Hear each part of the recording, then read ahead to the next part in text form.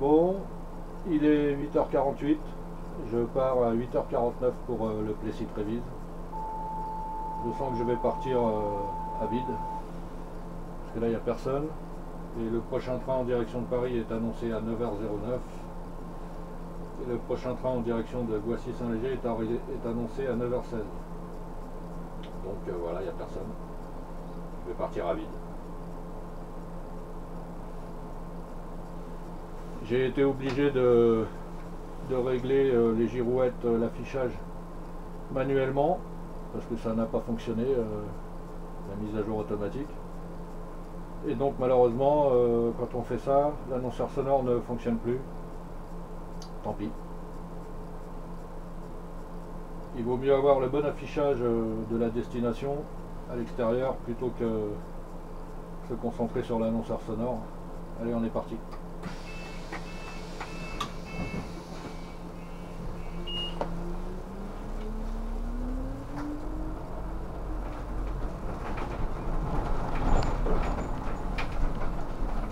Bon bah 0 voyageur pour l'instant.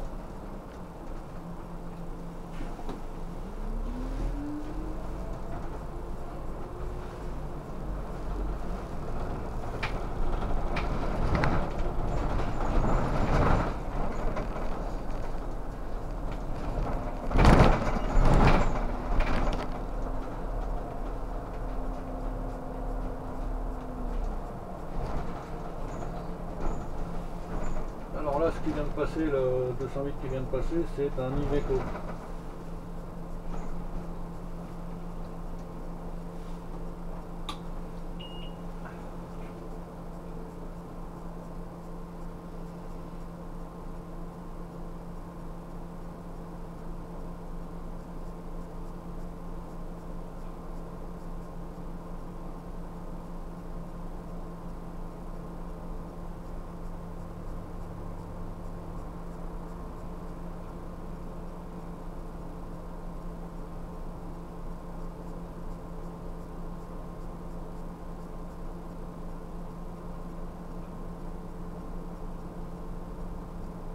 Alors là, on a des bus à gaz qui ne polluent pratiquement pas. Et sur certains bus, sur certains de nos bus, je ne sais pas sur le Scania, il faudra que je regarde. Sur l'Iveco, a priori, la sortie d'échappement est en l'air au-dessus de la lunette arrière. Alors ça aurait été bien quand on était en diesel. Ça aurait été bien qu'ils mettent la sortie d'échappement en l'air comme ça. Malheureusement, elle était en bas, donc on en voyait plein. Elle était à droite, non, à gauche, je ne sais même plus. Bref, ça aurait été mieux une sortie d'échappement de moteur diesel en hauteur.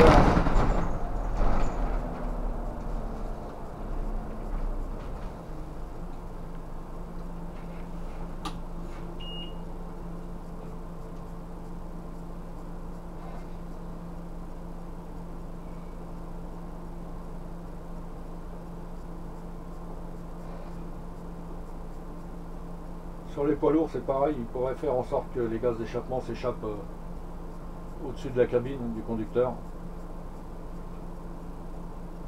Ça ferait, bon, la pollution ne baisserait pas, mais au moins, quand on est piéton sur un trottoir, on sentirait beaucoup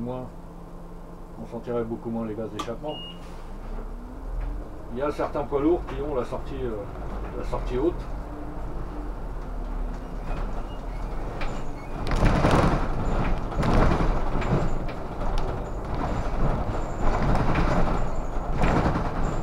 Quand vous êtes dans les embouteillages, en été, vous avez les deux fenêtres ouvertes et qu'à côté de vous il y a un camion, bah, il faut refermer les fenêtres parce que ça rentre bien dans la voiture. Alors que s'il avait les échappements en hauteur, bah, ce serait parfait.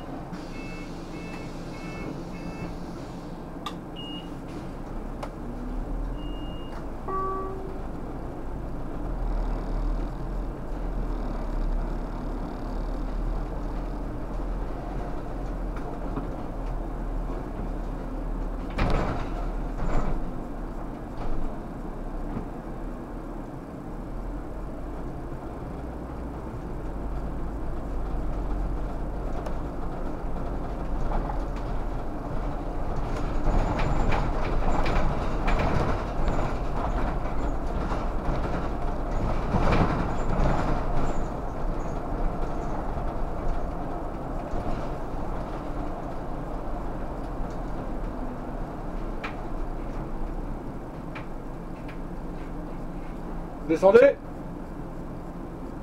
Non.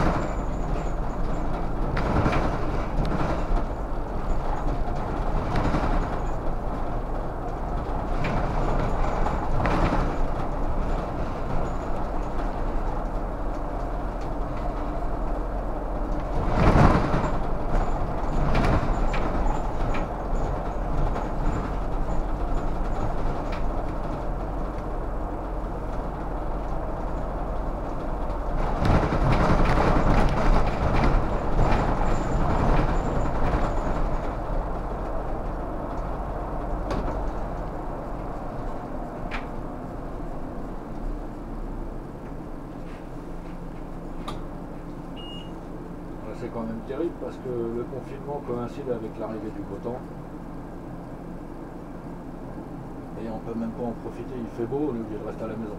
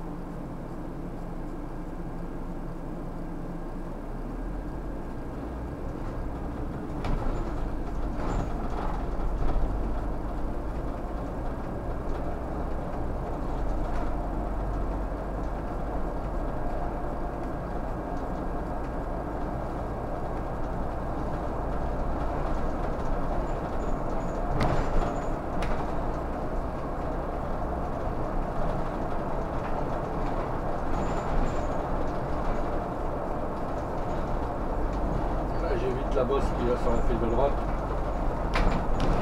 Voilà.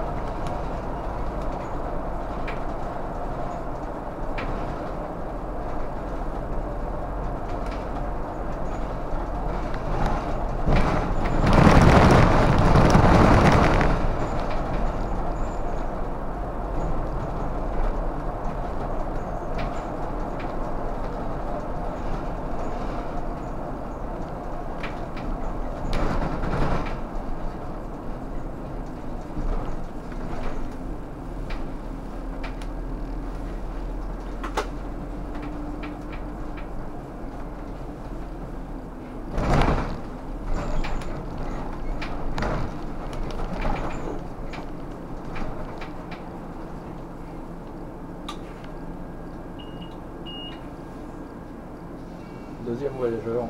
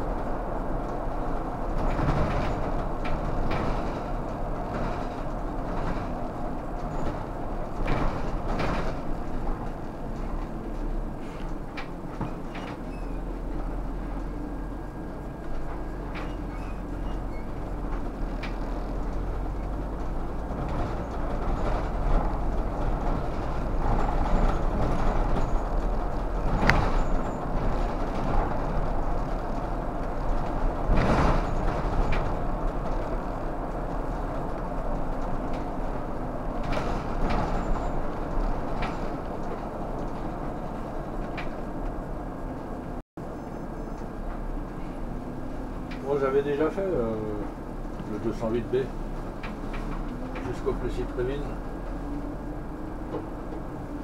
en 2017 je crois.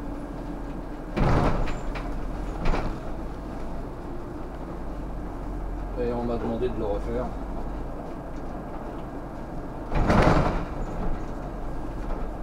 Avec le Scania.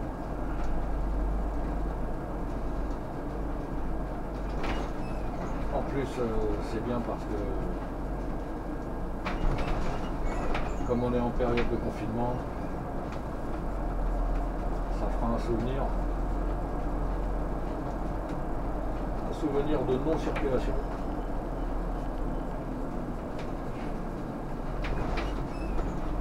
Quand on regardera ça plus tard, on se dira, mais alors c'est dingue.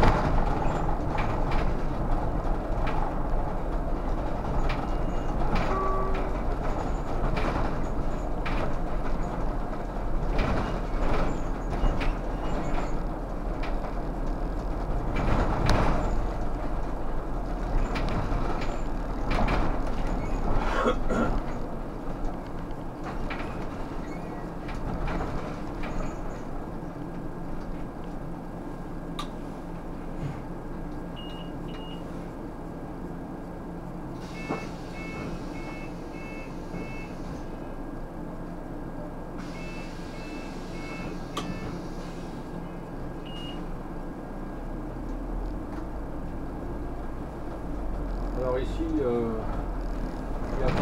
y a quelqu'un qui m'a dit dans un commentaire que avant, il a dit si je ne me trompe pas, avant on passait sous un immeuble. Effectivement, ici avant il y avait un immeuble qui passait des deux côtés là, et on passait en dessous. Voilà, maintenant ça a changé. C'est pour ça que la ligne a été déviée pendant pratiquement 2 ans, hein, le temps qu'ils fassent les travaux, le temps qu'ils cassent l'immeuble, qu'ils reconstruisent les nouveaux. C'est pour ça qu'en 2017, il y avait la déviation. On ne passait pas par ici.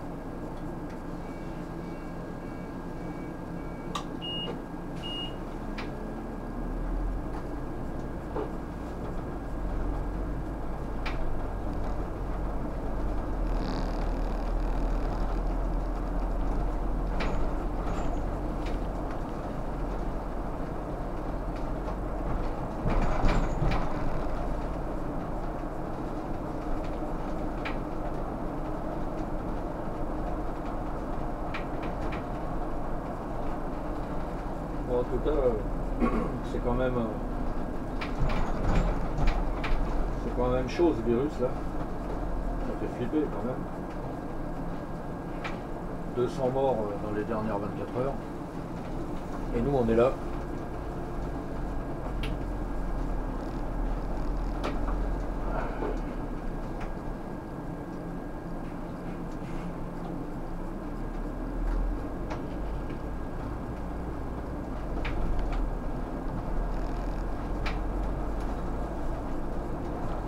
Bon, on est moins exposé que le personnel soignant, c'est sûr.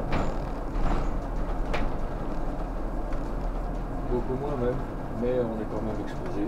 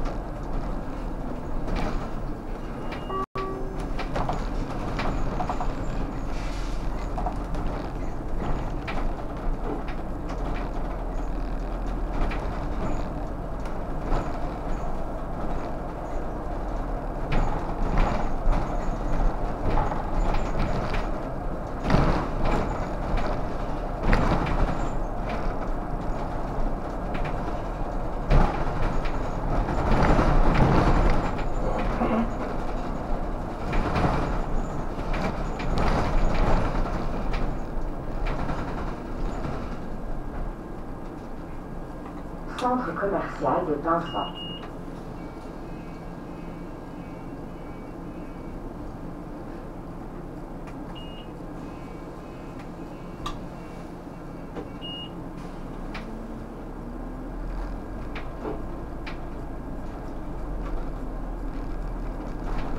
Là, les gens font la queue dehors pour rentrer chez Lidl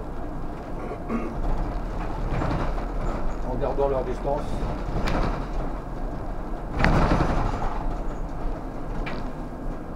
Ah oui, l'annonceur fonctionne à nouveau parce que je suis repassé en mode automatique.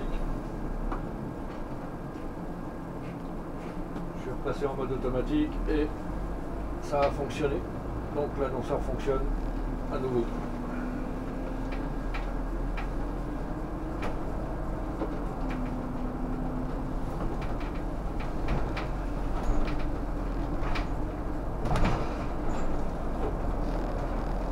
Pour en revenir au virus, les gens disent oui, vous avez vu en Chine, le confinement a bien fonctionné. Alors il faut quand même reconnaître que la Chine, même encore aujourd'hui, c'est quand même un régime assez sévère. Les gens ont peur, en temps normal, les gens ont peur quand même du gouvernement, parce qu'en Chine, on peut se retrouver en prison très facilement. Et de plus, là-bas, ils ont installé la reconnaissance faciale partout. Et du coup, bah, les gens le savent. Donc on leur demande de ne pas sortir, sinon ils prennent un PV, donc ils sortent pas.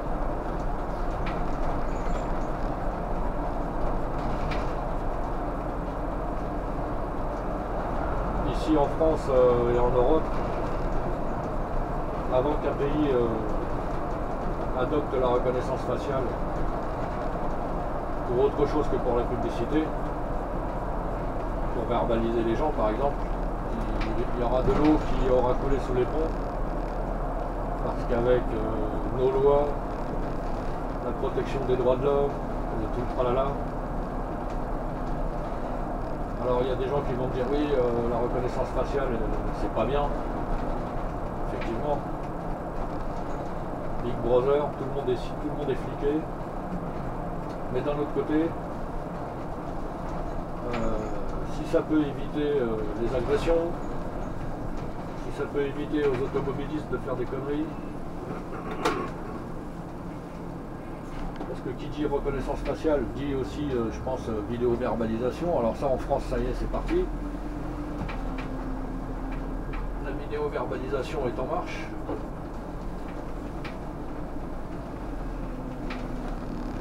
En tout cas, s'il y avait la reconnaissance faciale partout, je pense que il y a beaucoup moins de gens qui feraient des conneries dehors. Mais comme on est dans le pays des droits de l'homme, il ne faut pas porter atteinte à la liberté des citoyens.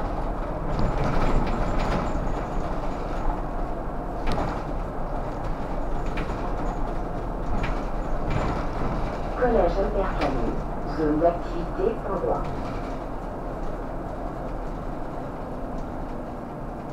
Bon, après, c'est vrai que chacun tient à sa liberté, chacun tient à sa vie privée. En attendant, quand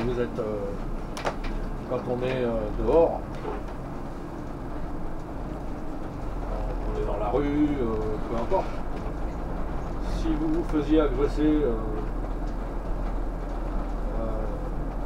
par des voyous qui veulent vous voler votre argent ou votre téléphone, bref, le gars il vous tabasse,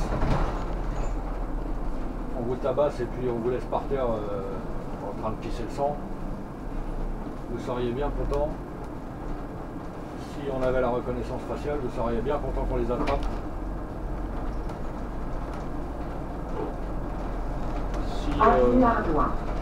Si c'est vos enfants qui se font agresser dans la rue, vous seriez bien content avec la reconnaissance faciale qu'on puisse attraper leurs agresseurs. Il y a du pour et du contre. Bon. Comme on peut pas, c'est l'un ou l'autre. Soit on met la reconnaissance faciale en route, soit on la met pas. Il n'y a pas de juste milieu.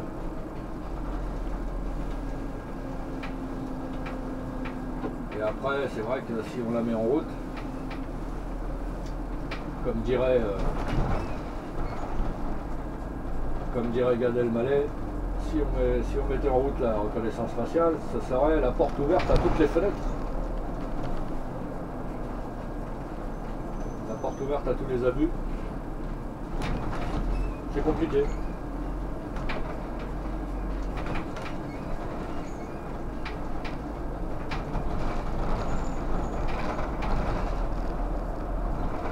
Avenue Bertrand.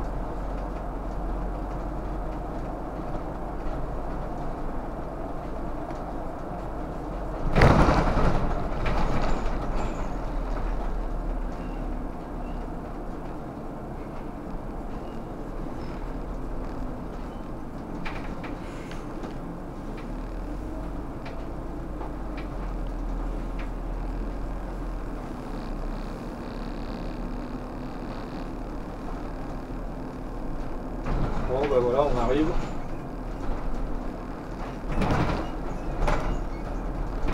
on est parti à 9h49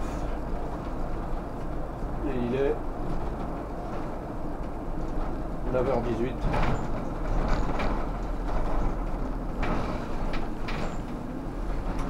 Ça va faire du 9h19. Le Plessis-Trévise, place de Verdun. On aura mis Nous vous invitons à descendre. voilà, À bientôt sur le 9h19. RATP. On aura mis 30 minutes pour venir. Habituellement il en faut 40-45.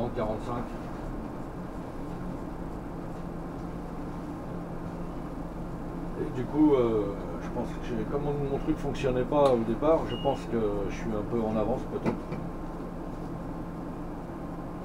Comme sur la feuille de route, j'ai pas l'heure d'arrivée. En ce moment, on a des feuilles de route allégées, il n'y a pas grand chose dessus. Ah, voilà, donc je repars à 9h44. Je vais aller me garer là-bas. Et puis je vais descendre, fumer un petit cigare.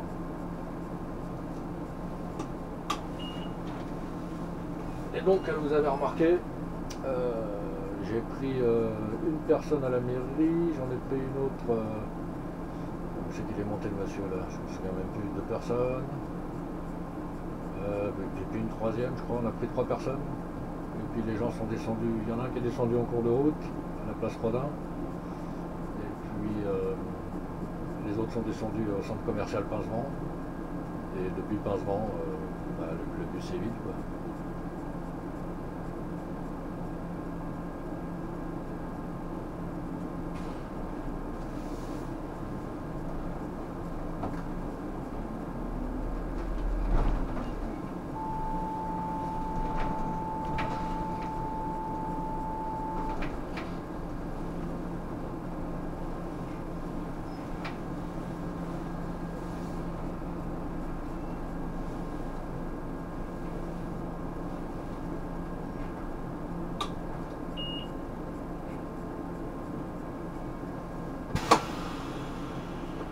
Frein de parc.